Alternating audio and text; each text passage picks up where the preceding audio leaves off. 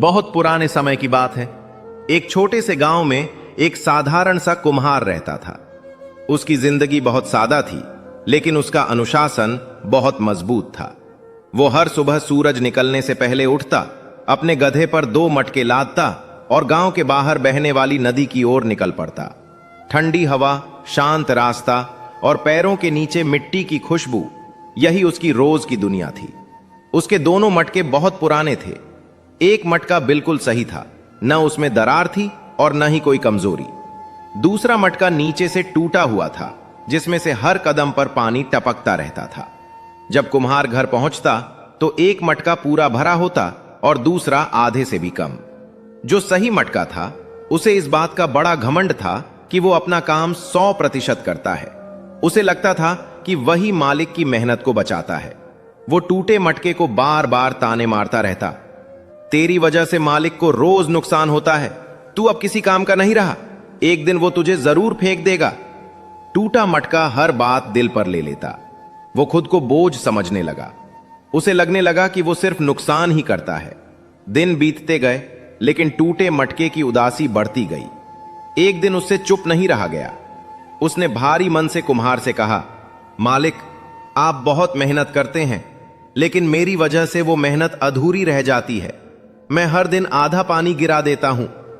आप 2 मटके पानी लाना चाहते हैं, लेकिन घर पहुंचते पहुंचते सिर्फ 1.5 मटका ही बचता है।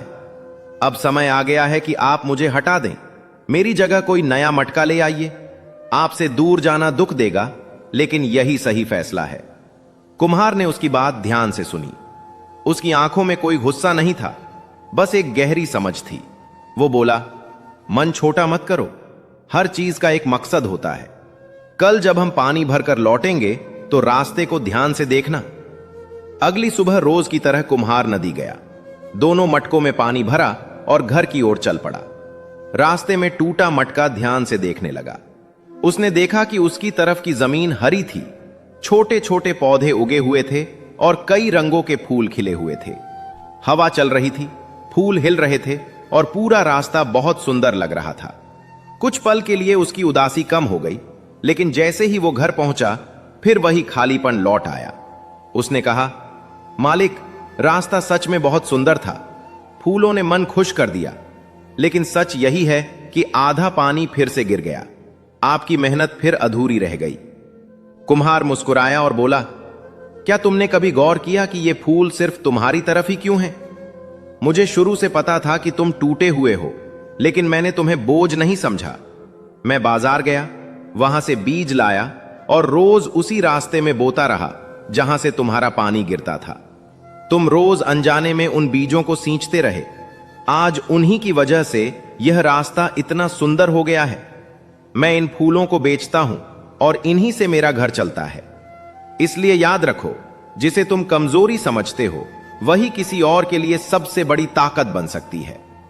यह कहानी सिर्फ उस मटके की नहीं है, यह कहानी हम सब की है। हम सबके अंदर कोई ना कोई कमी होती है, लेकिन वही कमी अगर समझदारी से इस्तेमाल की जाए तो वरदान बन जाती है। खुद को कमजोर मत समझिए, जैसे हैं खुद को स्वीकार कीजिए और अपनी कमियों पर काम करना शुरू कीजिए, क्योंकि सही नजर से देखा जाए तो हर इंसान किसी न किसी रास्ते को फूलों से भर रहा होता है। अगर आपको यह कहानी पसंद आई हो, इससे कुछ सीख मिली हो, तो चैनल को सब्सक्राइब जरूर करें, वीडियो को लाइक करें और इसे अपने दोस्तों के साथ शेयर करें।